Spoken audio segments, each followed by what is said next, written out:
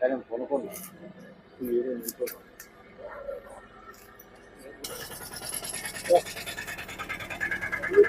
వచ్చి మా అనవాడు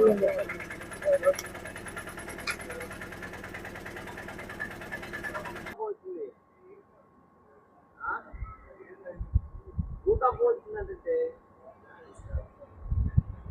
అదే గురు రాకుండా జరిగింది అది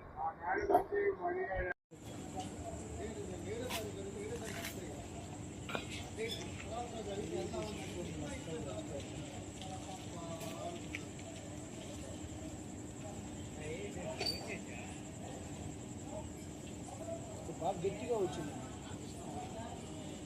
ఇప్పుడు రాలేదు కదా ఇంకొకటే, కానీ నాకు వెంకటరామన్న ఫోన్ చేసేది, TV9 వాళ్ళకే ఫోన్ చేసింది.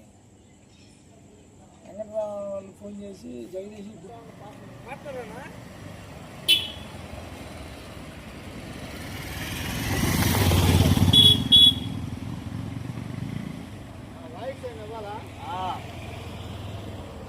రేకులు పడ్డాయండి మీకు? రేకులు పడలేదు, మరి ఎంత సౌండ్ వచ్చింది అనుకున్నా.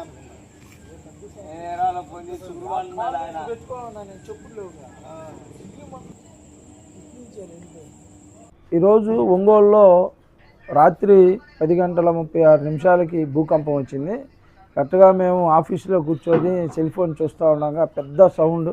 మరి ఎప్పుడు కూడా ఇలాంటి సౌండ్ చూడాలి. గతంలో కొన్ని చూసాం, కానీ నేల తిమ్మిర్లు చిన్న చిన్న సౌండ్లు వచ్చాయి. కానీ ఇప్పుడు అట్లా కాదు, రేకులు కూడా ఎదిరిపోయినాయి. మేమైతే ఓల్డ్ బిల్డింగ్ అవడం వల్ల బయటికి పరిగెత్తుకుంటూ వచ్చాం. జనాలందరూ కూడా బయటికి రావడం జరిగింది. చాలా భయభ్రాంతులు అయ్యాం. ఎప్పుడు కూడా ఇంత పెద్ద సౌండ్తో అసలుకి కాళ్ళు కూడా తిమ్మిర్లు, కుర్చీ కూడా అట్లా ఊగిలాడంత గట్టిగా, అంటే ఎప్పుడు రాలా ఒంగోలులో. ఈసారి అయితే అంత పెద్ద సౌండ్తో రావటం చాలా మేము భయభ్రాంతులయ్యాం. మా ప్రాంతమే కాదు, శర్మ కాలేజీ, విజయనగర కాలనీ, అదేవిధంగా కలెక్టర్ ఆఫీసు, కిమ్స్ ఏరియాల్లో బాగా వచ్చిందని చెప్పి కూడా మా ఫ్రెండ్స్కి ఫోన్ చేస్తే సమాచారం చెప్పడం జరిగింది. మేమందరం కూడా భయపడి బయటకు వచ్చామని చెప్పి మా ఫ్రెండ్స్ కూడా చెప్పడం జరిగింది. అందరం అయితే చాలా భయభ్రాంతులకు గురయ్యాం.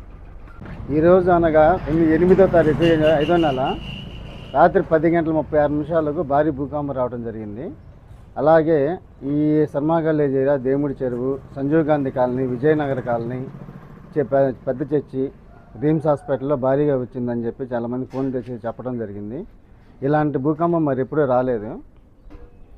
ఈ పెద్ద సౌండ్తో రావడం జరిగింది. షాపుకున్న రేకులు కూడా అదటం జరిగింది. చాలా భయభ్రాంతికి గురయ్యాము. ఈ ఏరియాలో వచ్చే జనాభా అందరూ భయపడి బయట ఉండడం జరిగింది.